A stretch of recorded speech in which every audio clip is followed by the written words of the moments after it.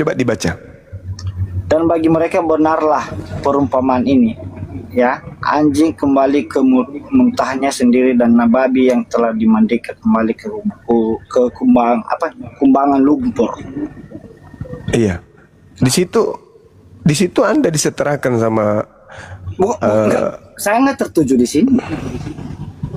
Ya Hadi, ya Bashir, ya Tabibi, Nabi Allah, khairul khalqi jami'an, lahu a'la manasibi wal marati, salatullahi subhanallah. Bismillahirrahmanirrahim. Assalamualaikum warahmatullahi wabarakatuh. Kami semua dirahmati Allah. Semoga Allah senantiasa curahkan segala rahmat, segala nikmat yang berkepanjangan dan tiada kamu hujung dari dunia hingga akhirat. Insyaallah. Dan Allah pun kumpulkan kita pada kaum muslimin di bawah naungan Rasulullah beserta para nabi, beserta para orang-orang yang Allah kasihi, Allah sayangi, Allah cintai, insyaallah di bawah naungan Rasulullah kelak di mana tiada naungan selain daripada naungannya, insyaallah. Amin amin Allahumma amin.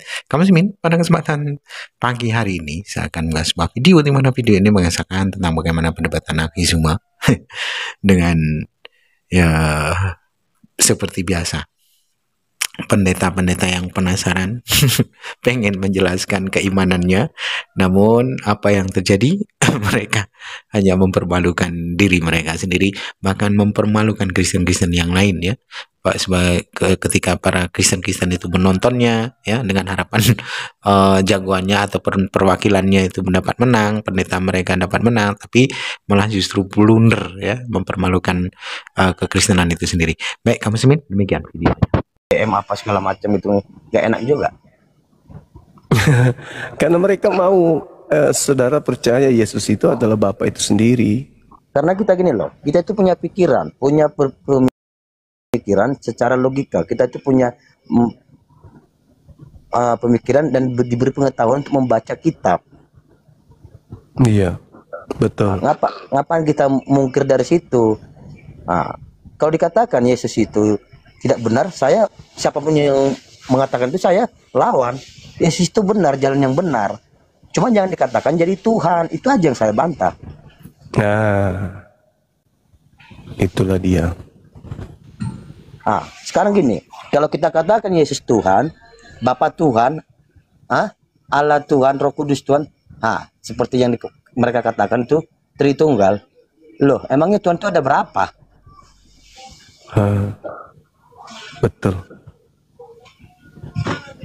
Jadi jangan membuat bingung kan gitu. Cuman jalan benar sebagai jembatan untuk mencapai kepada Allah Bapa, kita ngikuti ajaran Yesus, karena ajaran dia itu nggak ada menjadi ajaran nggak benar gitu loh. Iya. Cuman mereka memang keliru lah. Buka dia mengatakan Yesus itu Tuhan.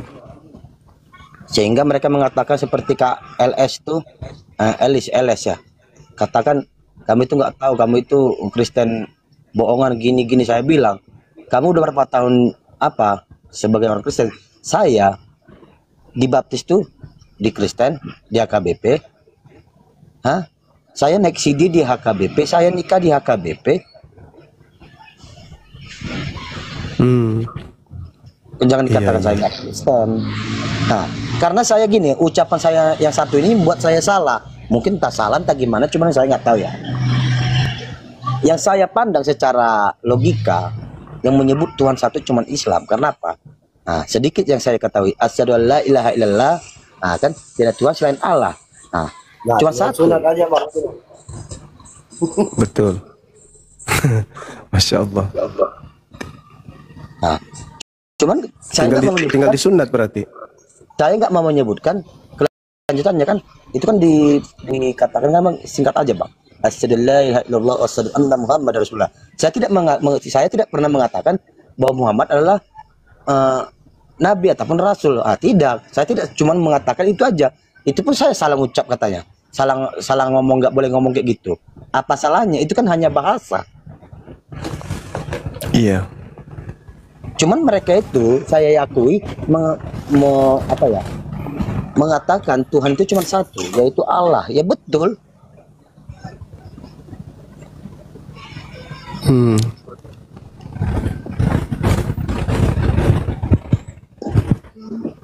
Itu kata Bang KLS itu sama saya. Kamu sebagai Kristen, kamu tidak mengakui Yesus sebagai Tuhan. Tidak. Tapi utusan Allah itu betul, utusan Bapa yang di surga. Hari ini telah lahir. Nah, kan dikatakan itu. Orang anak. Dan akan diberikan nama Yesus. Tidak dikatakan dia sebagai Tuhan. Dan pertanyaan secara logikanya, nah, Yesus itu lahirnya dari mana? Dari siapa? Kita secara logika aja loh. Jangan aku kalau dikatain masalah buka Al-Quran, buka kitab, ya mungkin aku ya oke aja lah. Aku mengaku kalah lah. Aku nggak memahami karena lebih baik saya buka teka-teki silang daripada buka kitab, itu betul.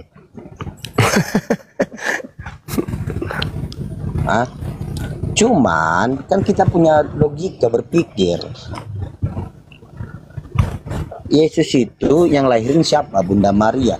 Bunda Maria itu manusia atau apa? Kalau kata Luga, apa itu ya? Ibu Tuhan. Lah, berarti yang kita tuhankan itu adalah manusia. Bukanlah, itu bodoh itu.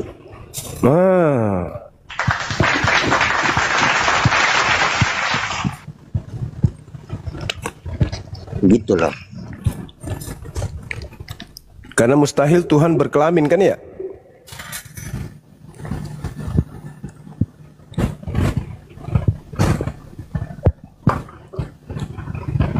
Kalau Tuhan berkelamin bahaya itu pada waktu subuh.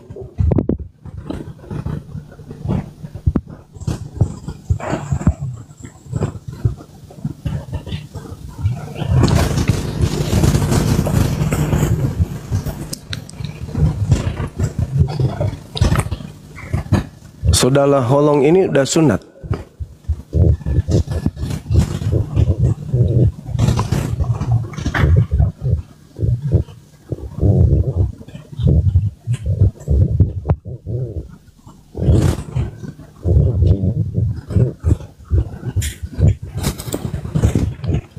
Silakan Evita, selamat malam.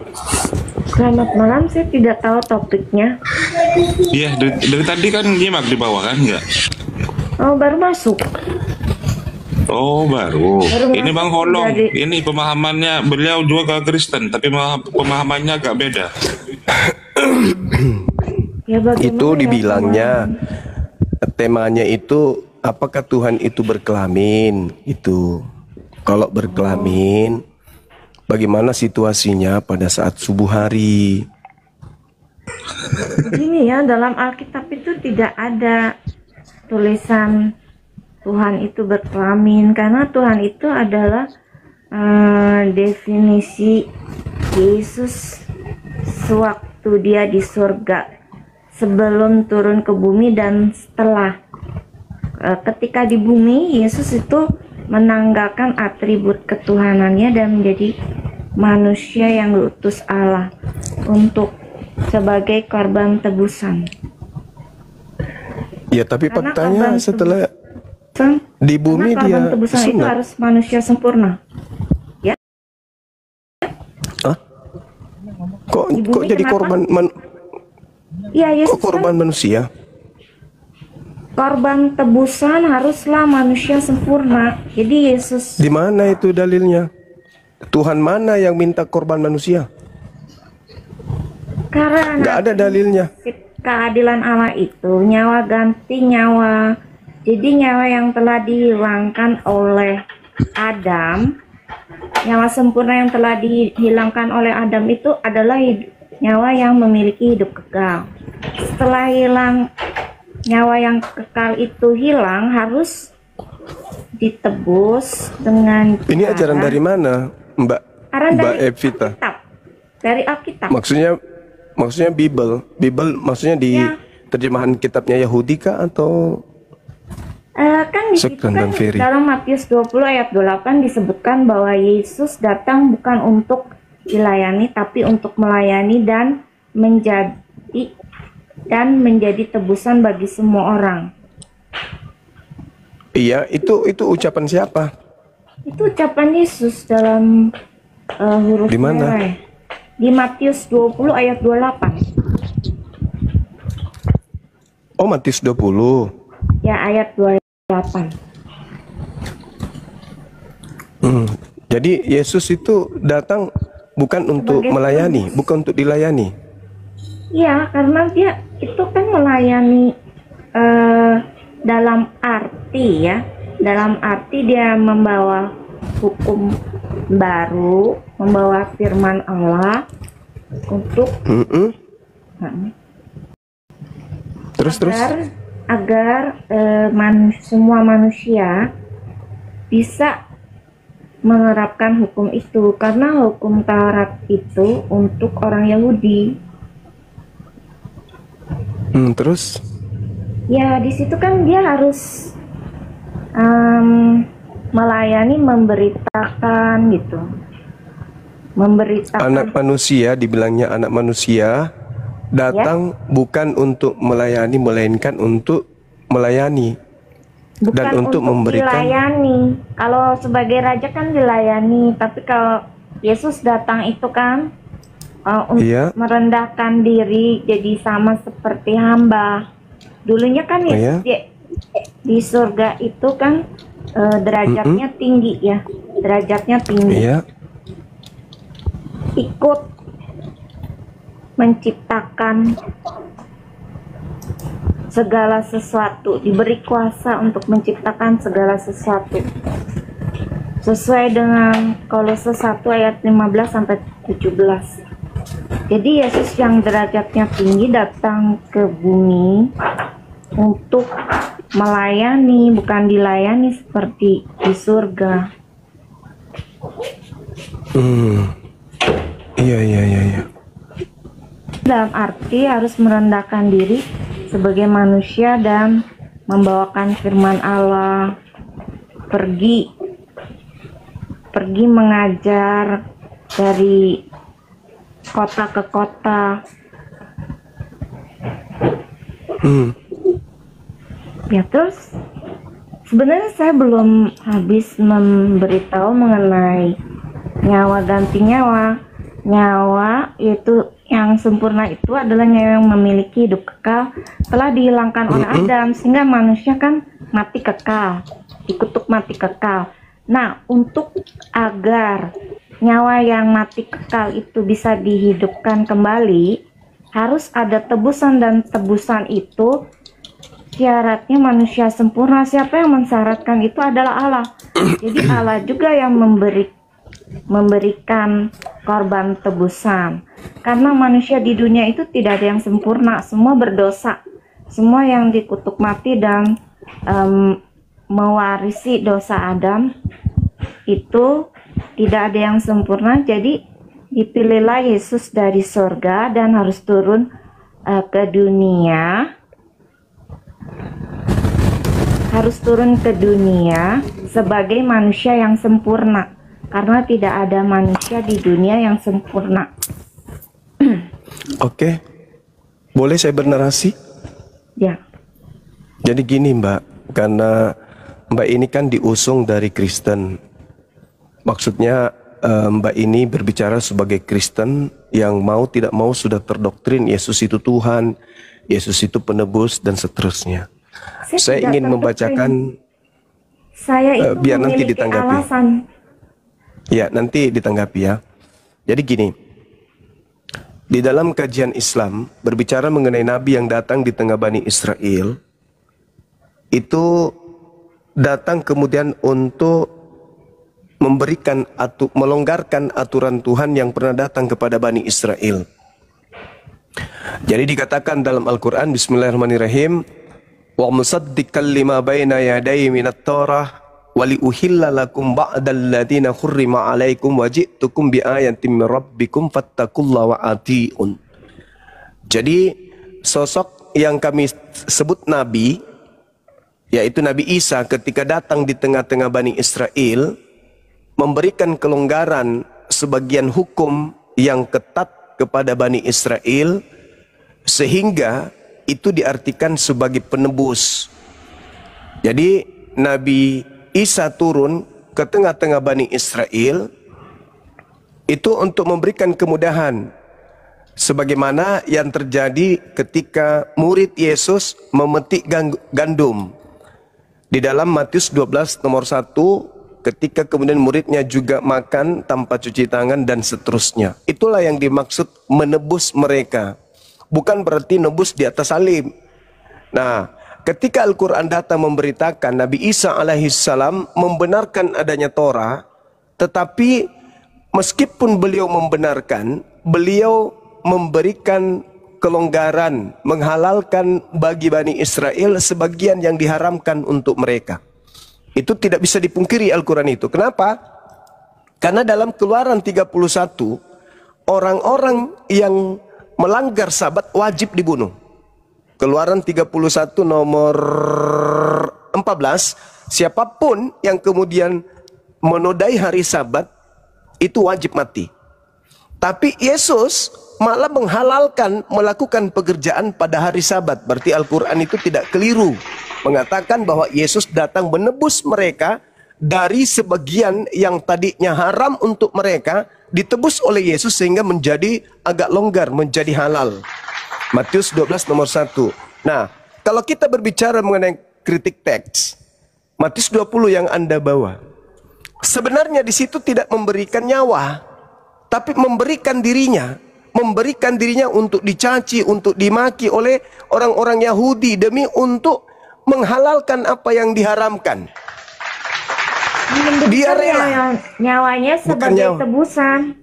Bukan nyawa di situ. Kalau nyawa dalam Memang bahasa Yunani itu zoe. Ada berbagai itu saudari, terjemahan, tapi intinya sama. Intinya bahwa Yesus memberikan nyawa. Kalau Yesus memberikan nyawa, bahasanya Yunaninya itu zoe, itu nyawa yang dicabut dari raga, itu namanya zoe. Sementara original teks asli daripada Matius 28 nomor 20 nomor 8 itu 28 itu kata psuke. Psuke itu jasmani, jasad. Bisa saya paham karena dari kitab kalian itu menyangkal penebusan Yesus. Sampai di 2 Petrus 2 ayat 1 sampai 4 ya, diberitahukan bahwa nabi palsu dan guru palsu itu akan dibinasakan karena menyangkal penguasa yang menebus mereka. Kalau kamu mau baca dari 2 Petrus 2 ayat 1 sampai 4, yang dimaksud yang dimaksud 2 Petrus itu Paulus dan kawan-kawannya, termasuk Kristen hari ini, karena Paulus semuanya tidak akan pernah dibinasakan. menyangkal Yesus sebagai penebus. Tetapi Quran dalam surah bukan begitu maksudnya. Pasal 157 bukan begitu maksudnya. Itu mengatakan yang kalian itu akan dibinasakan. Yang mati itu Kalianlah yang akan yang dibinasakan. Mulai dari menyangkal. Paulus. Kalau yang diserupakan berarti mulai bukan dari Yesus, Paulus jadi sampai menyangkal teman-temannya, penebusan sampai Yesus. kalian semuanya Sedang Paulus akan dibakar di dalam api neraka. Paulus itu Saya sudah mengakui menjelaskan penebusan bahwa Yesus ya. Kamu harus penebusan tahu, Paulus yang itu dimaksud mengakui Yesus di situ, ajaran Paulus sesuai dengan penebusan ajaran yang Yesus. dimaksud di sana Dan Paulus itu adalah mengetahui hidup kudus seperti di 1 Korintus 6 ayat 9. Dia mengatakan bahwa pezina, orang cabul, homoseks dan banci juga penyembah berhala seperti Muslim itu Tuhan Anda. tidak mendapat Paulus itu Tuhan bagian Anda. dalam kerajaan sorga. Paulus Jadi itu sudah Tuhan jelas. Anda. Paulus Kalau Tuhan Paulus Anda itu sesuai ajarannya. Paulus dengan Tuhan Yesus, Anda itu membuat yang aturan menyangkal sendiri. Penebusan Yesus itu dari pihak Quran karena mengatakan yang diserup yang mati itu yang diserupakan berarti bukan Masalahnya Yesus. dia nggak ada rem Saya mau soalnya. jelas clear ya. Kalian memang tidak. Bagusnya dia di gereja aja, bukan di sini sih. Ya, Kalau orang gantian Mbak Karena Evita. saya harus jelas ya. Mbak Evita, Jelas dan gantian tepat. ya. Saya juga Diskusi itu gantian. Oke. Saling bertanya. Iya. Silakan. Begini. Saya bertanya dulu sama Ibu Evita ini, sang penyesat ini dari kuasa gelap. Tolong tunjukkan di agama Yahudi ada perintah jadikan manusia sebagai korban untuk menebus dosa-dosa orang Roma. Silakan. Tunjukkan itu dulu. Karena Kristen itu berasal dari Korban agama dari dari- bangsa Roma. Silakan. Coba sebutkan Di ayatnya. di mana? Satu ayat yang kamu maksudkan Di mana? itu kamu bacakan. Di- Iya, kamu kan Di yang ngomong. mana dalilnya? Di mana Ya. dalilnya orang Yahudi diperintahkan menebus dosa dengan menggunakan manusia? Tunjuk Nggak dalilnya. ada. Nggak ada. Oh, begini ya. Kalau Mana? dulu kan Mana? orang-orang itu memberikan Domba dulunya korban binatang. Habis itu persembahan, kalian datang. bakaran. Kau ngarang sendiri, ngarang kau sendiri. Kau Emang ngarang dulu sendiri. kan Saya diberikan minta dalil. korban bakaran persembahan. Saya minta berupa dalilnya. domba-domba. Saya minta dalilnya. Di mana Nah. dalilnya Tuhan meminta persembahan manusia di mana? Karena tidak bisa Karena itu maumu, kematian tapi Tuhan kekal. tidak Mana mau. bisa binatang menebus Tuhan mau kematian kekal. yang Kematian kekal itu menggantikan harus ditebus, kalau tidak yang tidak bisa menggantikan dibangkitkan. kurban Karena itu hewan syarat itu dari menurut Allah. Yesus adalah pembinasa keji. Ini Yang ya. menggantikan Apa kamu hewan pikir binatang menjadi bisa- kurban itu Dan pembinasa Ini keji. membuat manusia hidup lagi. Itu harus korban Pertanyaan tebusannya saya harus tolong dari dijawab. Allah. Allah Di yang mana nentuin, firman kamu Tuhan tidak bisa yang memerintahkan menentukan. mengorbankan manusia untuk nebus dosa itu di Kalian mana bisa dalilnya? menentukan, kalau Allah yang mesti nentuin. Di gereja Korban cocok, jangan di tebusan. sini. Korban tebusan itu harus Bang manusia Juma, sempurna, aku mau bukan tanya, binatang, Bang hewan Juma. peliharaan. Silakan. Hewan domba Ini orang ini yang sempurna. disumbat aja mulutnya Karena pakai itu ini Yesus disebut anak sabuk domba. kelapa. Bisa nggak? Host, nah gitu. Sumbat mulutnya pakai sabuk kelapa. Penyesat kayak gitu ngapain dipelihara? Bang Juma, aku tadi mau tanya sama Silakan. Kak dulu. Oh, kirain mau nanya saya. Naikkan Enggak, lagi aku kembali. Karena aku mau ngomong sama Kak Evita bentar. Naikkan kembali, host. Tapi mulutnya itu kasih alteco, jangan terlalu lebar. Ngomong nggak ada remnya. Ya salah perempuan Bang Hos. Bang Juma. Iya, lanjut. Malam Kak Evita. Malam, saya juga tidak bisa lama-lama. Setelah ini saya usai. Ya, malam. Tanyakan lagi ya. Kak Evita Kristen. Ya, Kristen. Gereja apa Kak?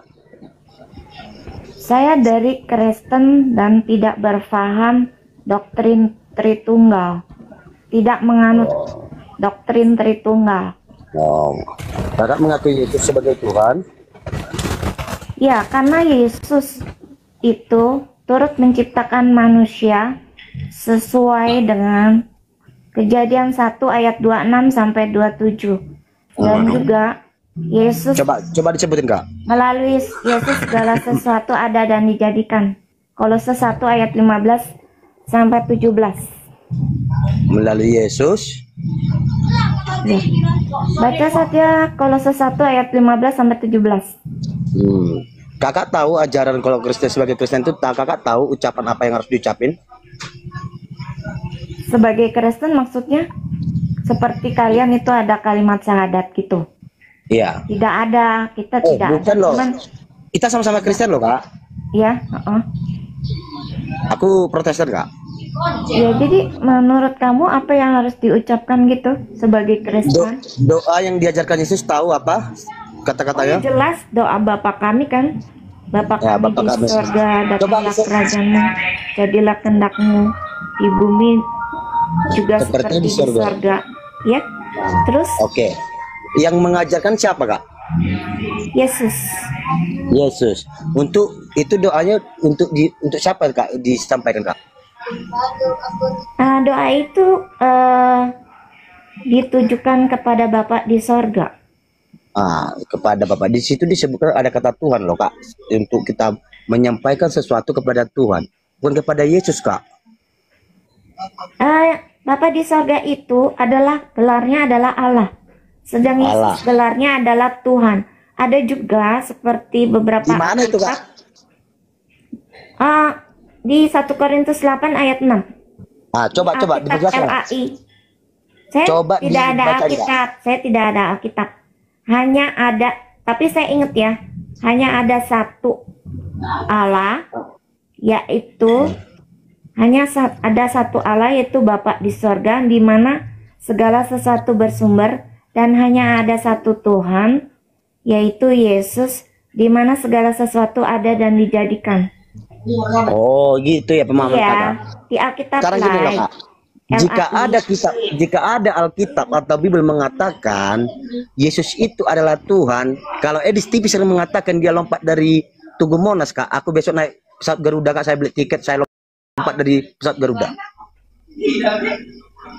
Well, kalau saya sih tidak main lompat-lompat apa ya. Enggak, Saya kakak di sini untuk memberitakan Injil. ya, penjelasan dari kakak mulai tadi, penjelasannya itu mengikuti kata-kata dari orang, bukan mengikuti kata dari kitab.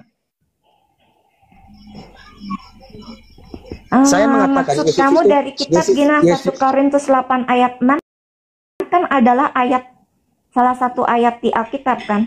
Tidak dikatakan situ bahwasanya Yesus adalah Tuhan, tidak ada kak. Kakak jangan ngada-ngada, saya pun orang Kristen. Ada. Saya itu bukan orang baru belajar. Kamu buka 1 Korintus 8 ayat 6.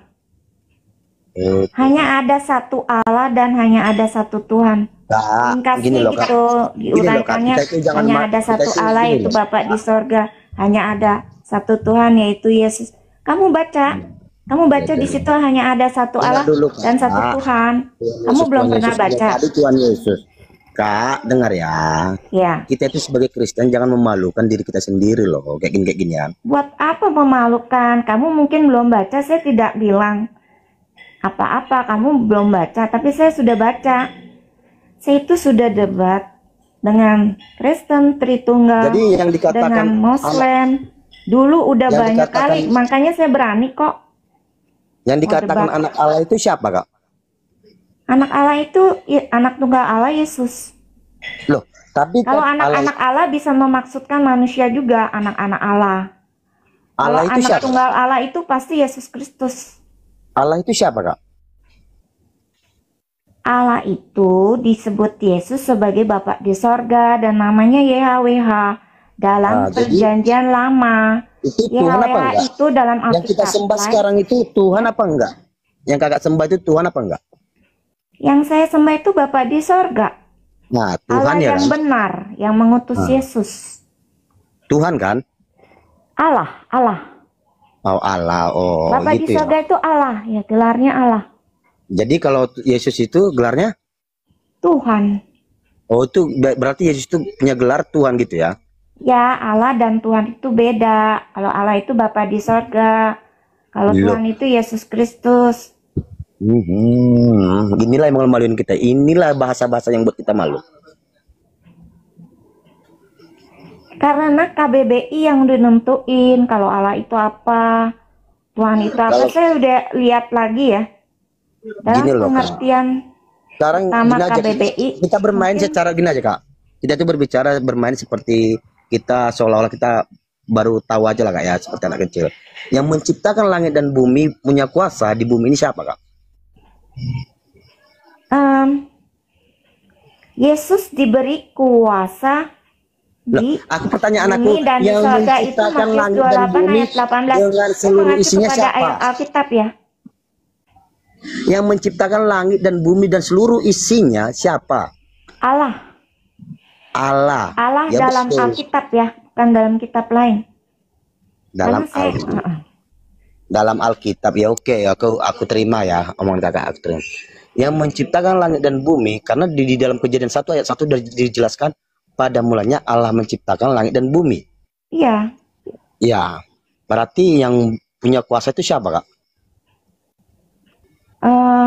Allah Allah. Jadi dalam Yesus. Alkitab. Jadi Yesus itu sekarang punya kuasa enggak? Yesus itu diberi kuasa. Diberi Dalam kuasa, Matius berarti 28 enggak ayat Tuhan. Ya? 18. Kakak ngerti enggak bahasa kalau dikatakan Tuhan? Ya, Yesus memang bukan yang maha. Kalau yang maha itu Allah. Ya udah, nggak usah panjangin. Terima kasih aja, itu aja. Ya. Oke. Ya, kira-kira begitu aja dulu ya hari ini. Nanti saya sambung lagi. Terima kasih kesempatannya. Selamat malam. Selamat malam Bu Evita. Aduh, kelihatannya makmumnya melentur terus ya. Coba dibaca. Dan bagi mereka benarlah perumpamaan ini. ya, anjing kembali ke muntahnya sendiri dan babi yang telah dimandikan kembali ke kumbangan lumpur. Iya. Di situ Anda disetarakan sama saya nggak tertuju di sini. Anda lah. Tak ada di sini, saya tak ada di sini tulisan. Ada nggak? Makanya dibaca data sebelumnya itu baru diketahui. Jadi gini. Oke, di data saya baca. Nomor 20 coba. Oke, sebab jika seorang yang karena pengenalan akan Tuhan dan Juru Selamat Yesus Kristus telah lepas dari kecemaran dunia, namun terjerat lagi karena dikalahkan olehnya, maka keadaan mereka akan menjadi lebih buruk daripada sebelumnya. Ini tertuju bagi orang Farisi yang tidak percaya akan Tuhan. Bukan Bang. Bukan Bang. Apa yang Jadi di situ dikatakan ketika ada orang yang tadinya Kristen, tadinya percaya kepada Yesus sebagai Tuhan, lalu kemudian melepaskan kepercayaannya itu dengan mencemarkan diri mereka dengan cemaran dunia, terlibat lagi di dalamnya, yaitu akhirnya mereka akan lebih buruk daripada semula. Iya, karena itu lepas dari Kristus kan? Nah, kalau saya dia lepas dari Kristus.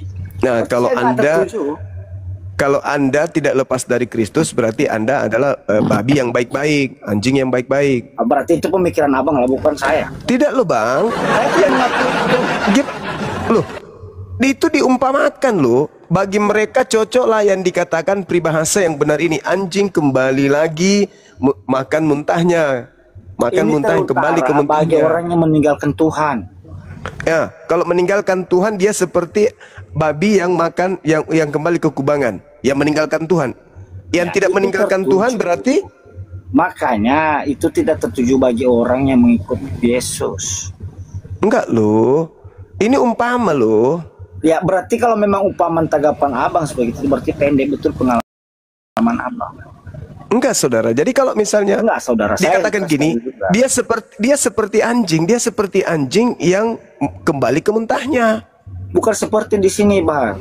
Perumpamaan katanya, bukan seperti. Iya, perumpamaan. Laksana anjing kembali ke muntahnya. Iya, berarti dia sudah tahu itu dosa, berarti dia kembali ke dalam dosa.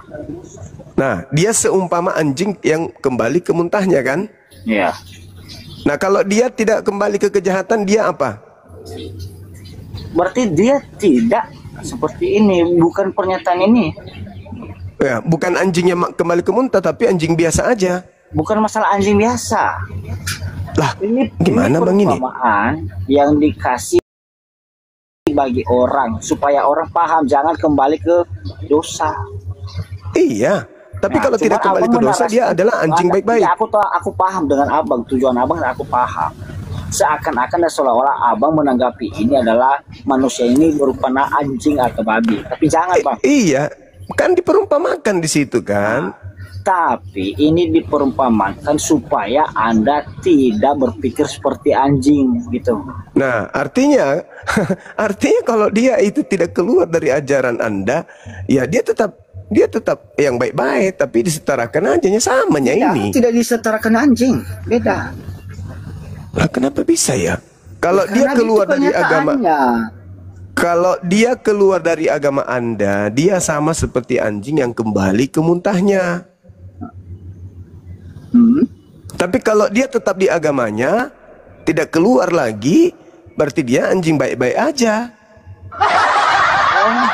Begitu pemahaman abang. Lah kan memang Yesus juga mengatakan dalam Matius 15:24, 26, 25. Pemahaman abang kan. Yesus menyebut orang di luar Yahudi memang dengan sebutan itu, Bang. Iya, berarti abang memahami seperti itu aja. Ya, itu yang tertulis di situ mau kayak mana? Jadi ya berarti kalau memang itu pemahaman abang, saya nggak melarang abang. Iya, silakan aja. Oke. Karena Yesus memang saya mengatakan melarang abang bernarasi seperti itu, silakan. Menanggapi itu silakan. Saya nggak membantah itu. Karena itu hak. Iya. Yesus juga mengatakan kok orang-orang Farisi itu sebagai keturunan ular beludak kok.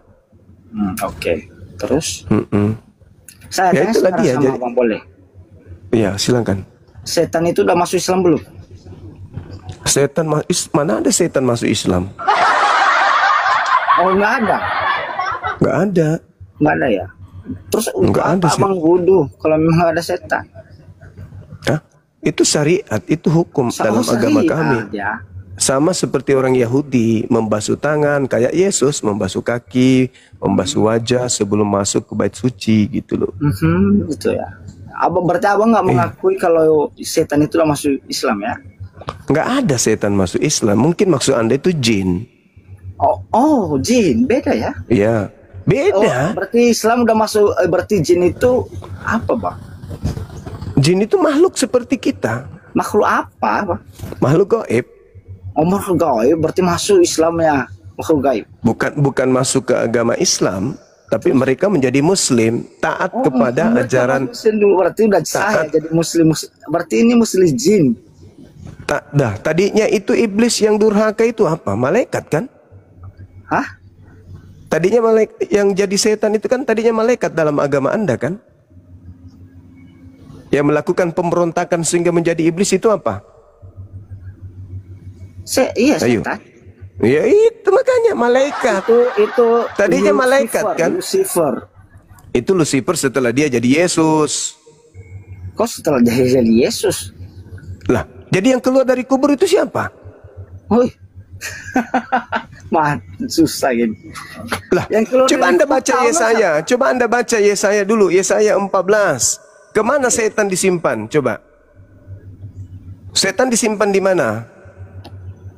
Yesaya 14 nomor 15 coba Anda baca. Setannya ditaruh di mana? Saya luruskan dulu ngomong abang. Bukan ya. Nomor di situ. Yesaya ayat, bukan nomor.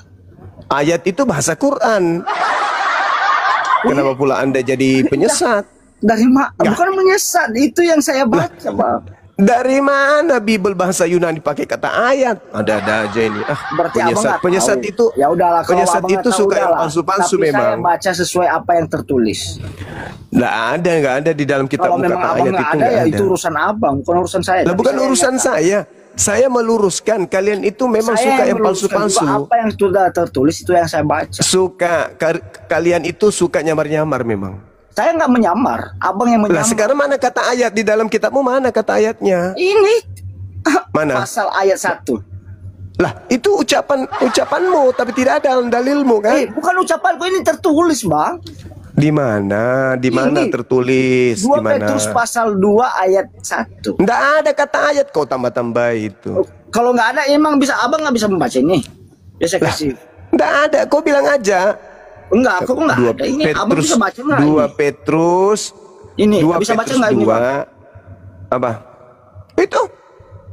Pasal. Ayat. Terus itu kitab suci rupanya. Itu bukan dalil, itu belum masuk ke dalil itu. Oke lah, lanjut. Apa yang pertanyaan abang tadi? Yohanes apa? Malas kalau diperdebatkan. Yesaya 14 nomor 15. Iblis itu dilempar kemana? Yesaya 14.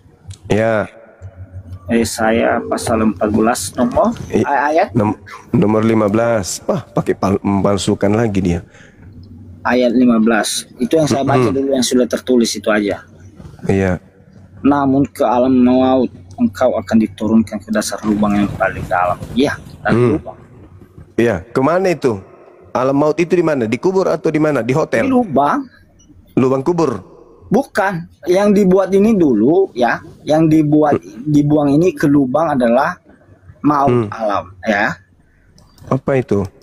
Kenapa jadi belepotan? Alam maut engkau alam maut itu di mana? Hah? Alam maut itu di mana? Di hotel atau di kubur? Di dalam lubang. Saya nggak tahu, saya nggak ada yang ditunjukkan di sini di kubur. Alam maut itu liang kubur tertulis di situ. Masa gimana sih? Coba dibaca yang lengkap. Namun ke alam maut bukan kubur maut. Bukan apa? Baca terus. Abang yang baca lah kalau memang nggak percaya. Bukan, tidak ada tulisan kubur. Sebaliknya ke dalam dunia orang mati engkau akan diturunkan ke tempat yang paling dalam di liang kubur. Ibraninya baurn. Baurn itu artinya apa? Liang kubur. Di mana tuh? Lucu nih. Mati Mija. Lu nggak Mati, lucu abang dalam kubur mana? Oke lah lanjut lah nggak apa-apa. Yesaya 14:15 itu iblisnya dilemparkan, diturunkan ke dunia orang mati. Dunia orang mati itu di mana rupanya? Ya oke lah. Di liang kubur. Nah, jadi iblis ada di dalam kubur. Ya. Yesus berkata begini di dalam Matius 12, angkatan jahat ini minta satu tanda, dan tidak akan diberi satu tanda kepada angkatan jahat selain anak manusia keluar dari kubur pada hari ketiga. Dari mana? Matius 12 nomor 40.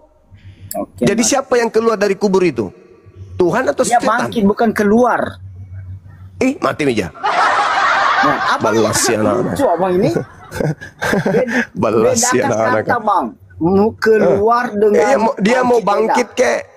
Dia mau Enggak, bangkit kek, beda. dia mau Ingat salto. dulu. Dia Kalau keluar dari mana? Kalau keluar dia keluar dari pintu yang sudah ditutup dengan batu. Keluar namanya begitu. Tapi Karena Yesus dia sendiri yang bangkit, mengatakan, dia bangkit Yesus- bukan lewat pintu, bangkit Tapi- sendiri ya, bangkit dari kematian. dia dari mana itu? Bangkit dari orang mati Nah, dari mana? Kalau orang mati itu di mana? di kubur. Pintar. Iya. Terus abang bilang tadi keluar, beda dengan keluar. Ya udah bangkit dari Enggak, kubur. saya Ya udah luruskan terserah dulu. lah. Ya, Bukan luruskan. Ya, luruskan. Nah. Ya, beda keluar itu lewat pintu, tapi ini bangkit bukan keluar. Oh. Jadi kalau dia bangkit dari kubur, dia tidak keluar dari kubur gitu maksudnya. Bang, bedakan bangkit. Iya, saya harus sudah paham mengikuti. dulu. Saya sudah mengikuti. Bangkit dari kubur artinya dia tidak keluar dari kubur gitu. Ya, bang. Oh, dia keluar tapi itu bukan lewat pintu yang sama Anda aja. narasikan. dia keluar, bukan Sekarang abang Yesus berkata, oke, keluar jadi itu, kita Bang. sudah sepakat, iblis Bangkit dilempar ke kubur. Hah? Iblis dilemparkan ke alam kubur, ke dalam dunia Bukan orang mati. dilemparkan, abang menyatakan dilemparkan. Lucu ini, dari mana lagi abang? Keluar, dimasukkan kemudian ke dunia orang mati. Kemudian lucu nih abang. Kemudian Yesus mengatakan bahwa angkatan jahat minta satu tanda, dan tidak ada tanda bagi angkatan jahat selain anak manusia berada dalam perut bumi selama 3 hari 3 malam. Berarti hari ketiga dia harus keluar dari perut bumi. Nah, Yesus berkata dalam Yohanes 12:31, sekarang berlangsung penghakiman atas dunia ini. Sekarang juga penguasa dunia ini akan dilemparkan keluar. Dilemparkan keluar dari mana? Dari dosa. Dari dosa pula. Dari kubur. Lucunya, aduh. Penguasa dunia yaitu iblis. Yang dimaksud penguasa dunia itu iblis. Penguasa dunia itu tadi dilempar ke kubur. Sekarang dilemparkan lagi keluar. Makanya pada saat Yesus ingin Yang ditangkap di dalam dikeluarkan Tuhan, bukan ya yang bangkit itu. Yang bangkit masa itu Tuhan keluar dari kubur? Yang bangkit itu Tuhan, ya. Anda sejak menyamakan kapan setan Tuhan dengan masuk ke dalam Jangan, kubur? Itu salah narasi Anda. Bang, sejak kapan Tuhan masuk ke dalam kubur? Karena sudah mati di kayu salib. Yang masuk ke dalam kubur yang dilemparkan tadi itu di Yesaya 14 itu adalah iblis. Bang, yang dilempar tadi ke dunia orang mati itu iblis kok, yang keluar Tuhan. Makanya belajar dihilangkan dulu setonnya itu. Yang dilempar tadi ke dunia orang mati. Di hidung abang ada seton. Yang dilempar tadi di dunia orang mati. Udah jelas. Seton Astagfirullahaladzim. Astagfirullahaladzim, ya Allah ya Karim. Berarti Yang dilempar tadi. Yang dilempar tadi, Bang. Yang dilempar tadi. Abang sengaja memelihara seton. Yang dilempar tadi ke alam dunia di dunia orang mati siapa? Bung, yang dilempar tadi ke dunia orang mati itu siapa? Siapa yang dilempar ke dunia orang mati? Dan siapa yang keluar dari dunia orang mati? Lucu orang ini. Kalau Anda mengatakan bahwa umat Islam ada setan di hidungnya, baguslah. Kalau kami flu, kalau kami bersin, setannya terlempar. Daripada Anda Ayub 27 nomor 3, Tuhan Anda ada di lubang hidung. Nah, berarti Tuhan Anda bagi kami adalah setan. Ayo, keren kan? Ayo. Oh, itu menurut abang. Lah, itu dalilnya dalam kitab saudara tuh. Yang kalian ambil dari kitabnya orang Yahudi. Ayub 27 nomor 3. Ayub 27 nomor 3. Ya, biar saya baca. Biar jelas datanya. Dan saya akan jelaskan nanti kalau boleh. Silakan, saya akan jelaskan. Ayub berapa? Nomor 3. Nomor 3 berapa? Kita nggak jelas juga ini. Apa nggak jelas? Ayub 27. Ayub berapa? Ayub 27. 27. Terus? Nomor 3. Siapa yang berada dalam lubang hidung? Bukan di lubang hidung ini, Bang. Selama nafasku ada padaku dan roh Elohim ada di lubang hidungku. Nafas. Ya. Dengar dulu, jangan ketawa. Abang ketawa. Ini pernyataan Ayub. Boleh saya ngomong? Tuhan ada di lubang hidungmu. Awas kau bersin, kau flu ya. Dia mandi ingus dia.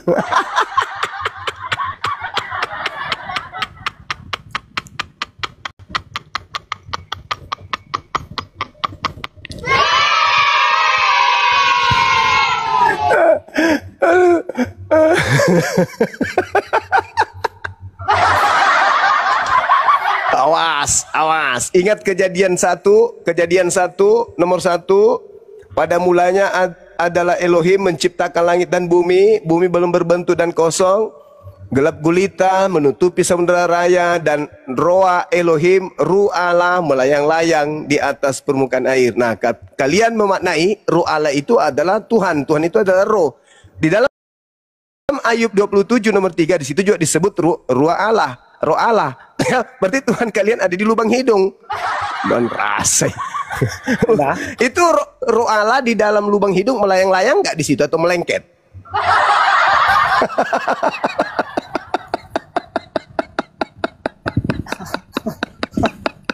Apa nih kita mati dia mau keren.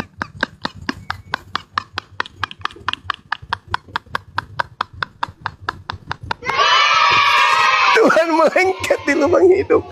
Allahu Akbar.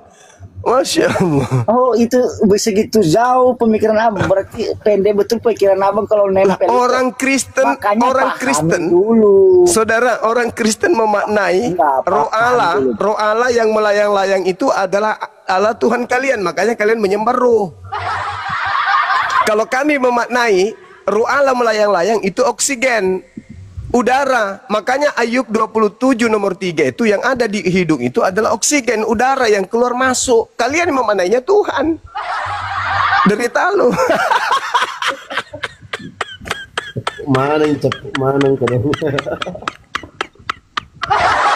Awas jangan flu. Tuhan lengket.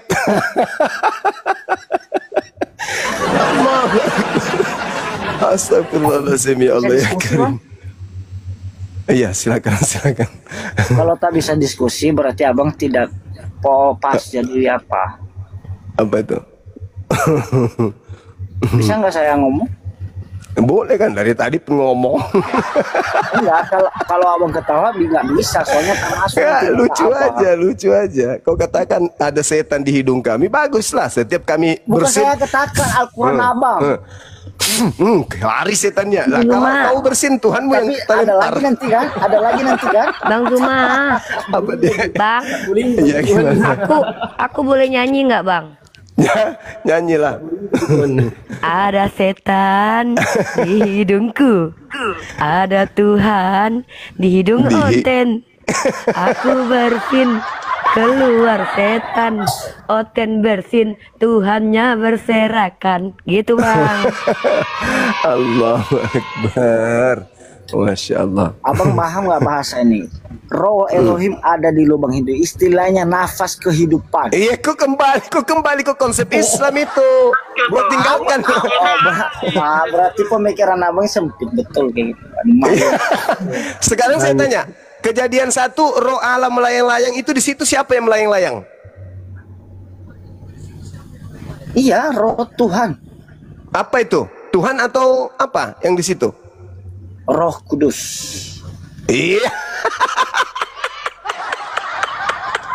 Aduh. Terus kenapa Abang ketawa? Pahaku sakit gara-gara tertawa. Oh, berarti abang lebih nyaman dengan apa itu hantu ya? Anda mengatakan roh Allah melayang-layang itu adalah Roh Kudus. Saya mengatakan Al-Quran abang. Berarti yang ada di lubang hidung Anda itu apa? Udara atau Roh Kudus? Ya, beda yang ada di hidung abang hantu. Setan.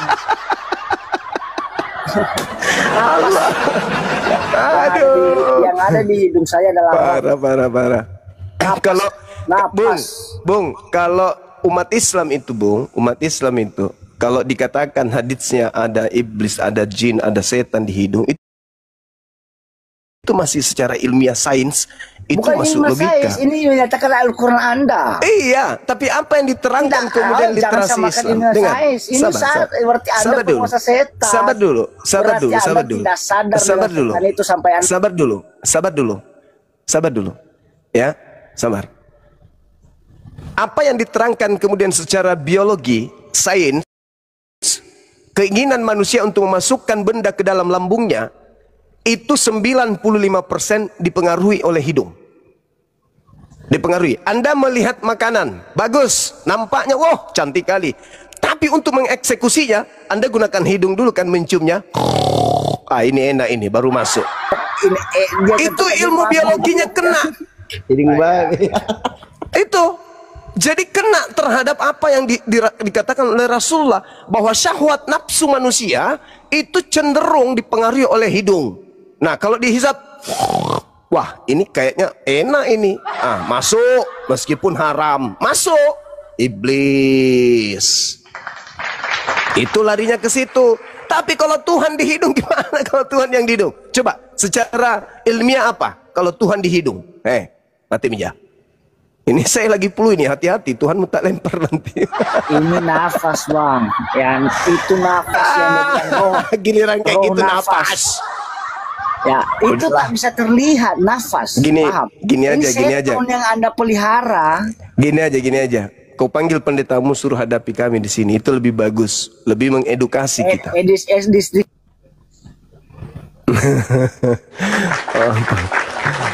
Allahu Akbar, Masya Allah. Lanjut. Assalamualaikum warahmatullahi wabarakatuh, Gurunda. Waalaikumsalam warahmatullahi wabarakatuh. Kanda kalau lanjut, kalau bersihin kita. Nah, demikian tadi kaum muslimin yang dimana perdebatan itu berlangsung.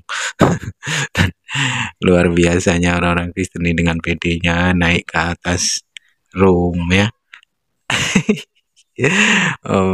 Tapi ya itulah, kadang-kadang mereka ini kasihan juga. Kalau sudah naik dari bawah itu macam iya saja ya kan, tapi nanti sampai atas nanti pura-puranya jaringannya hilang lah, pura-pura lampunya mati lah, yang pada akhirnya dia cari kesempatan untuk kabur ya, kabur dari arena. Nah, ini kenapa kebingungan mereka. Maka dari itu ketika mereka ini tidak mau menggunakan akal, maka selamanya mereka itu akan bodoh, selamanya mereka itu akan hidup dalam kekafiran oleh karena kesombongannya itu. Padahal sebagian dari Kristen itu mereka juga tahu bahwasanya apa yang mereka imani itu tidak logik, tidak juga benar gitu. Namun itulah terkadang dari pihak orang tuanya, pihak keluarganya itu yang membuat mereka takut untuk pindah agama, karena memang ya itulah tadi, kekristenan ini berkeyakinan karena nenek moyang ya, karena nenek moyangnya, agama nenek moyangnya yang mereka ikuti gitu. Jadi ya itu ada rasa takut ya di diri mereka. Kalaupun ya Kristen yang ngotot itu ya karena memang mereka ini hanya imani saja ya, membaca isi kitabnya tidak pernah, namun dengan ngototnya ketika berdebat ataupun ketika dipertanyakan tentang keimanannya, tentang bagaimana keagamaannya, ya aturan-aturan yang ada di kitab mereka, mereka tidak pernah belajar, mereka tidak pernah membaca, hanya sepenggal-sepenggal kisah itu pun dengar dari orang, itu mereka mencoba untuk membela keimanannya dengan segala usahanya, ngotot luar biasa itu. Baik, kaum muslimin, mungkin hanya itu saja yang dapat saya sampaikan, dan saya Iri Dusani. Assalamualaikum warahmatullahi wabarakatuh.